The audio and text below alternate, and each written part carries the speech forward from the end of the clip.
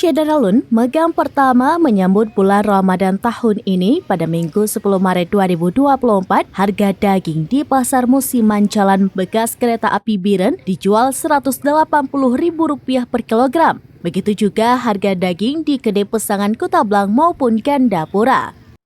Sedangkan harga tulang rusuk rata-rata Rp100.000 hingga Rp120.000 per kilogram.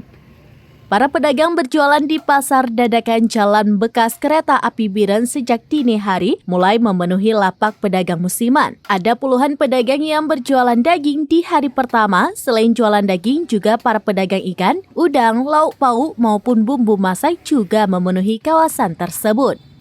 Ilyas, salah seorang pedagang daging lembu kepada Serambinews.com mengatakan harga daging sapi atau lembu dijualnya dan pedagang lainnya Rp180.000 per kilogram, tulang rusuk Rp100 hingga Rp120 per kilogram.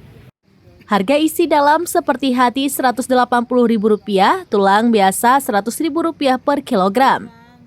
Pengatur lapangan lapak jualan hari megang di Kota Biren, Atalib Muhammad mengatakan, megang pertama ada 130 lapak untuk pedagang daging disediakan di ruas jalan bekas rel kereta api dan jalan menasah kota.